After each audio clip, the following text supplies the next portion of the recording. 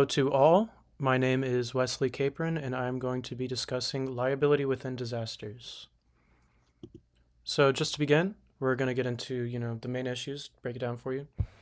So, the main issue within liability in disasters is going to be negligence. It's going to include individuals, organizations breaching protocol and possibly causing harm. Policies and guidelines change throughout a disaster. Resources may be scarce.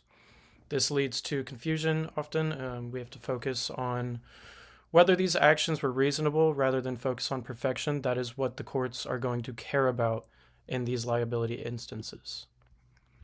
Some special rules that navigate these liability instances are going to be sovereignty and immunity. This is going to protect entities, but these protections are always limited.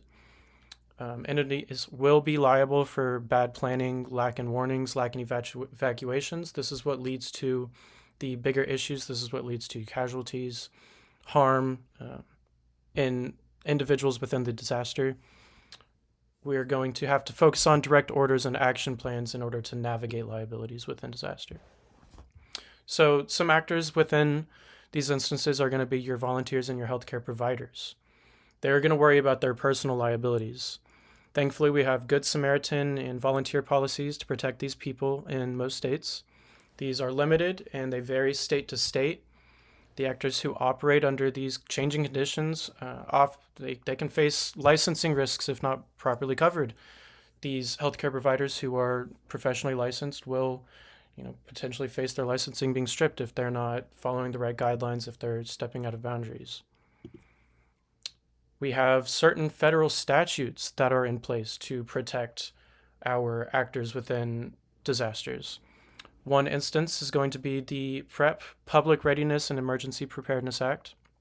This is going to provide large-scale immunity for medical claims, but again, the reach is limited. It depends on the actions that were taken, again, determining whether they were reasonable. These agencies and actors within disasters should know what coverage exists and what actions are covered. They need to know that it needs to be very clear with these people, with these actors, what they are allowed to do and what they aren't, so that they are not at risk for liability. Some ways that we can reduce liability are going to be, developing actionable and reasonable plans, procedures. This is a top-down importance. Issuing clear warnings and guidance, following orders and communicating when the line gets blurry. Often the line will get blurry within these disaster situations. So we need to know what is happening, and we need to know where the authority lies and where you cannot step out of bounds. We need to use credible agreements as guidance, which goes with being transparent with documentation. These things need to be in place so that people know what guidelines to follow. And when things happen and when the line gets blurry, we need to be utilizing these statewide policies and laws for these protections so that individuals who are working to do good are not put at risk when they don't need to be. I provided some charts. This first chart is going to explain the layers of liability. Pretty simple.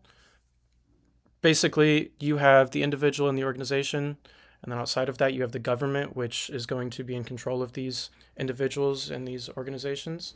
And then outside of that, you have the broader aspects, which are what immunity they have, what duties they have, and what is going to actually put them at liability.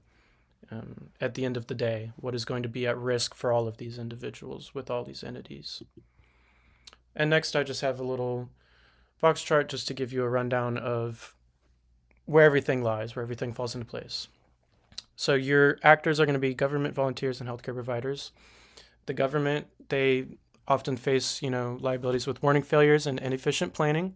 If they don't have right plans in place, then they're going to face legal issues.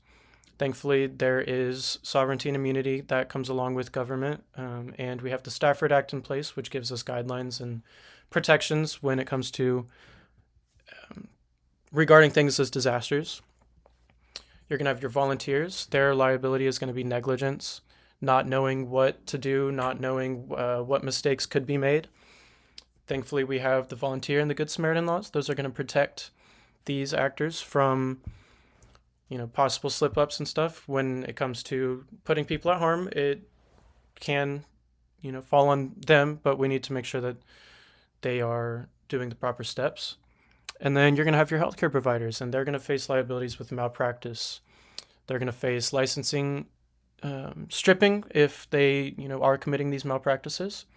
But we have the PrEP Act, state laws and policies, which are going to help protect them, give them guidelines, and make sure that they are safe when it comes to liability.